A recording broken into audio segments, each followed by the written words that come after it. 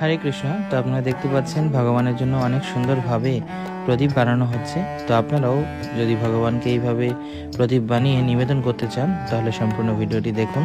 হরে কৃষ্ণ। তো প্রথমে যা করতে হবে, প্রথমে কিছু ময়দার মধ্যে কাঁচা জল ধারা ময়দার কিছু ডো করে নিয়ে এইভাবে প্রভুর মতো শেপ করে নেওয়া হচ্ছে।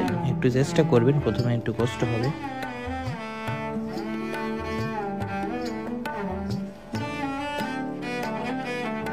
তারপরে আপনারা অনেকে পুলি পিঠা বানিয়ে থাকেন, সেই পুলি পিঠার মতো কিছুটা শেপ করে নেওয়া হচ্ছে।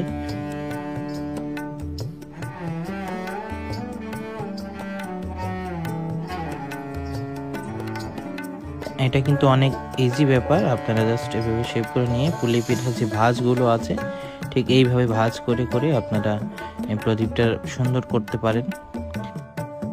এবং এই যে ময়দা দেখছেন, এই ময়দার মধ্যে আপনারা বিভিন্ন রং দিতে পারেন, যে রঙগুলো যজ্ঞের বিভিন্ন কাজে ইউজ করা হয়।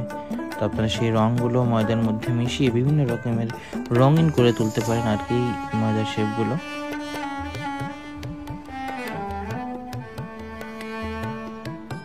তাও এখানে আছে 9টা প্রদীপ, এটাকে বলা হয় নবব প্রদীপ।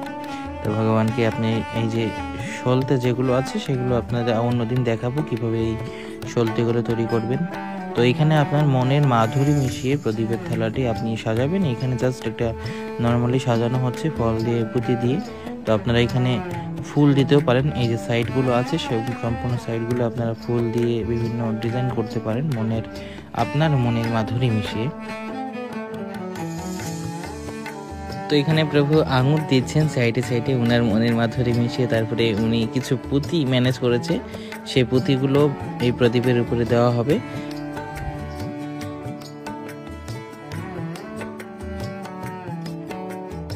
তো প্রদীপগুলো বসানোর জন্য এই যে ময়দার ডোগুলো রয়েছে সেখান থেকে আপনারা একটা গর্ত বা শেপ করে নেবেন যেখানে প্রদীপগুলো বসানো হবে।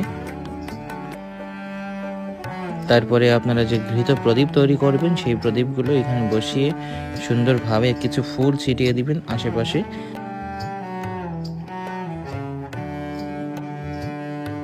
তো প্রদীপগুলো বসানোর পরে এখানে প্রভু সমস্ত প্রদীপের মাথার অংশে কর্পূর ব্যবহার করছে। তো এইভাবে আপনিও আপনার মনের মাধুরী মিশিয়ে ভগবানের জন্য এই প্রদীপ তৈরি করে ভগবানকে আরতি করতে পারেন।